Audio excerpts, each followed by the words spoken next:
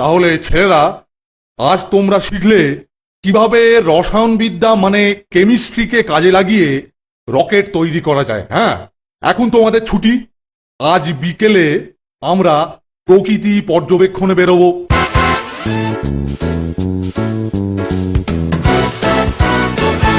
কিরে, তোরা ঘরে যাবি না?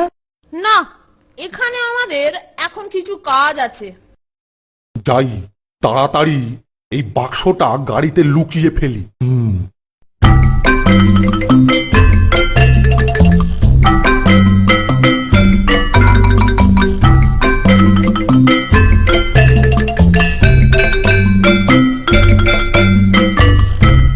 কেলটু, কেলটু, ঠিক যা ভেবেছি।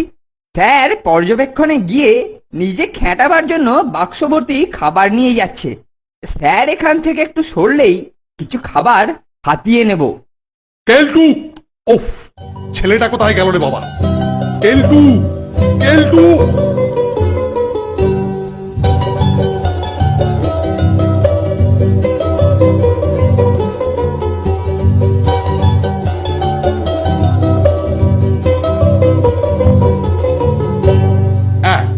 এই যে কেলটু, এতক্ষণ ধরে ডাকছি, কানে শুনতে পাস না?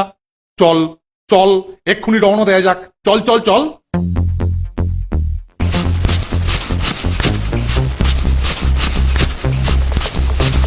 হ্যাঁ, সোজা ঝিলের ধারে নিয়ে চল কেলটু।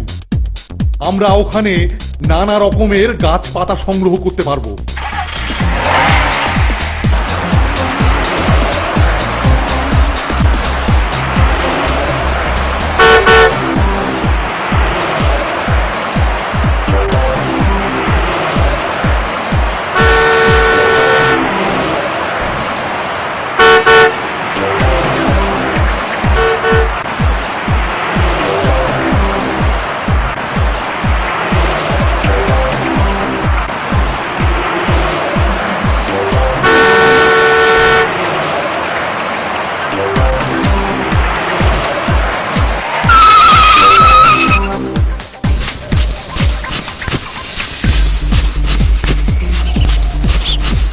ছেলেরা, তোমরা বনের মধ্যে গিয়ে ভালো কিছু নমুনা সংগ্রহ করে নিয়ে এসো।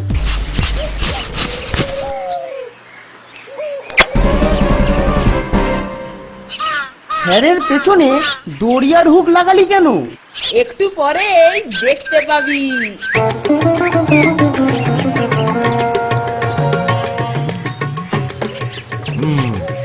ছেলেদের নজর এড়িয়ে এবার খাবারগুলো তাড়াতাড়ি সাঁটিয়ে নিতে হবে।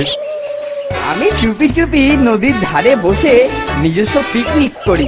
দেখলি তো, এই দড়ি দেখেই এখন আমরা সহজেই ঠিক জায়গায় পৌঁছে যাব। পিল্লায় এই রকেটটাকে সাবধানে ধর। একই, আমার খাবারের বাক্স অর্ধেক খালি কেন? যাগ্গে যাগ্গে, এতেই কাজ ছেড়ে ফেলি।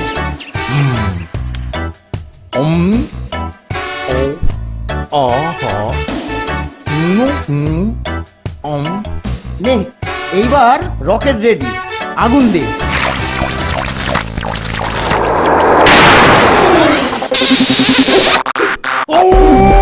বাঁচাও বাঁচাও, গেলু, হেল্প হেল্প হেল্প,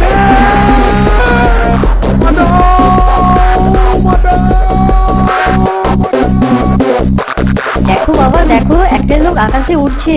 না বাবা না, ওটা লোক নয়, ওটা বোধহয় কোনো নতুন ধরনের উড়ন তুবড়ি। এই জায়গাটা বেশ নিরিবিলি, এখানেই বসে পড়ি।